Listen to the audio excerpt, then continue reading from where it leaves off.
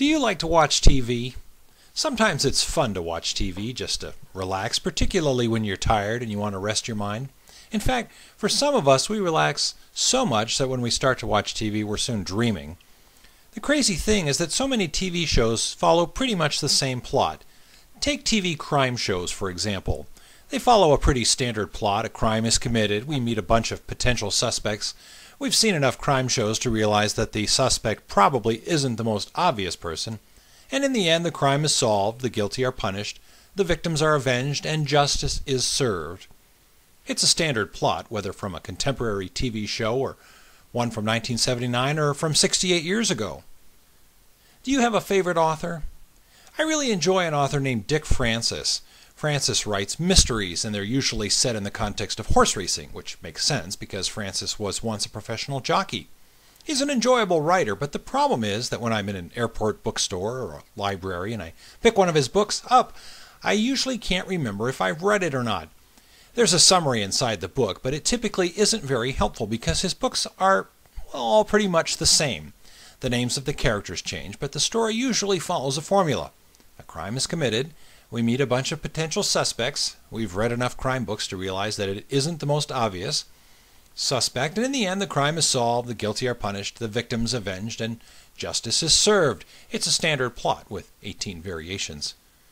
Have you ever watched a Jackie Chan movie? They're fun, but the plots of most of his movies are pretty much the same. Lots of bad guys, Jackie's a good guy, there's a helpless woman, lots of karate, I win! Movies have familiar plots, television shows have familiar storylines, books have familiar plots, and history has familiar plots. For example, one familiar Croatian story is the narrative of being conquered. Throughout history, several groups decided to attack Croatia. They love the coastline. The Bulgarians attacked the Ottomans, the Austrians, the Hungarians, the Tatars, the Venetians, the Italians, the Germans, and the Serbs. Why? Well, it's a story from the beginning of time. You have what I want, and I'm going to take it. If we had the time, we could see more examples from history. Now, when you're oppressed and occupied by another country, what do you hope for? You need a Superman deliverer who will set you free. Typically, a deliverer quietly gathers people, bakers, plumbers, farmers, and trains them to be fighters, and then takes on the occupier and tries to throw them out. This archetypal story of being conquered by a different country was familiar to Jews in the first century. You can read the Old Testament and see how Palestine had been conquered and occupied by many foreign countries throughout Israeli history. And then a deliverer would lead the people, with God's help, and kick out the foreign occupier. Then, later, they would be conquered yet again. When Jesus was on the earth, Israel was occupied by the Romans, who required the Jews to pay taxes and to serve their Roman conquerors. Many believed that God would send a deliverer who would set them free from their oppressors and who would let them live in peace. Let's go back in time through autosuggestive time travel and imagine that we're in Israel in 30 A.D. or thereabouts. And along comes a new rabbi, Jesus of Nazareth. He claims to be sent from God and claims to be the Messiah, the anointed one, the promised deliverer, the Savior. Strangely, he doesn't give any indication that he's going to lead a revolt against the Roman oppressors. He isn't organizing an army. He isn't recruiting generals. He doesn't hold clandestine meetings to plot military strategies. He's not training farmers. Isn't that how the plot goes? That's the story they know, and undoubtedly they expect him to revive that storyline. In fact, even after Jesus' resurrection, the disciples are still asking if he is now going to kick out the Romans and return the kingdom to Israel. So, Jesus, if you're the Messiah and you came to set us free, what's your plan?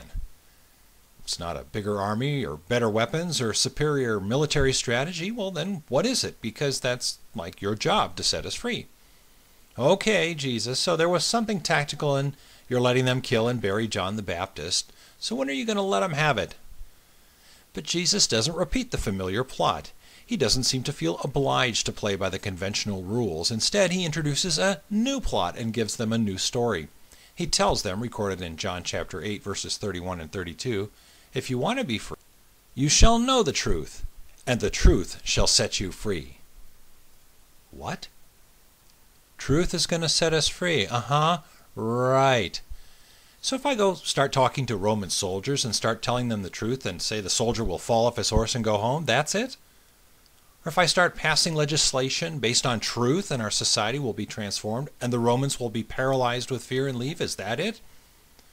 Imagine that we're all coal miners trapped in a mine shaft and we're talking about how we're going to get out. One guy says, I've got a shovel. The second guy says, I've got a map and pocket watch with a compass that will lead us to the nearest mine shaft. And the third says, I've got 5 days worth of food and extra oxygen tanks. And the fourth says, I've got the truth, and that'll set us free. Thank you very little. They're looking for deliverance from something external, and Jesus teaches them and us that ultimate freedom is something we find internally, irrespective of the external circumstances. So maybe instead of trying to change what's going on the outside, which we may have limited or no control over anyway, let's try changing the inside. That's a plot twist. Jesus teaches that we aren't obliged to stick to the script if life isn't working out. Maybe it's time to change the story. Somehow a thriving inner spirituality in Jesus' economy is more liberating than outward freedom. Jesus seemed to enjoy changing the plot. Here's another example. In Matthew chapter 5, verse 38, Jesus said, You've heard it said, an eye for an eye and a tooth for a tooth, but I tell you, do not resist an evil person. If someone strikes you on the right cheek, turn to him the other also. Two authors have done extensive research into first century Jewish culture and have written how at the time of Jesus, slapping someone deemed to be of a lower class was used to assert authority and dominance. So you would take your right hand and with the back of your hand slap the person's right cheek. If the person turned the other cheek, the left cheek, the aggressor was faced with a dilemma. In cultures without running water, the left hand was used for unclean purposes only. Are we clear? So they could only slap with their right hand. A slap on the left cheek with the back of your right hand is rather useless. The other alternative would be to punch the person or hit them with an open hand, but that was seen as a statement of equality. If one person hits another, they're saying, you are my equal. So by turning the other cheek, the persecuted was putting their aggressor in an awkward position. Either hit me and view me as an equal, or leave me alone. The powerless one just took control of the situation. Jesus gives them a new plot, a new story. In Matthew 5, verse 43, Jesus said, You've heard that it was said, love your neighbor and hate your enemy. But I tell you, love your enemies and pray for those who persecute you. Jesus changes the story. Love your enemy. Pray for your persecutors. That's an original one. He does it several times in Matthew 5, changing the plot, changing the rules. In verse 41, he says, If someone forces you to go 1 mile, go with him 2 miles. The Roman occupiers could, by Roman law, require a Jew to carry their pack, but only for 1 mile. If someone carried their pack for more than 1 mile, the Roman soldier could be severely disciplined. So imagine that a soldier makes you carry his pack for 1 mile, but after 1 mile you keep on walking. All of a sudden, the one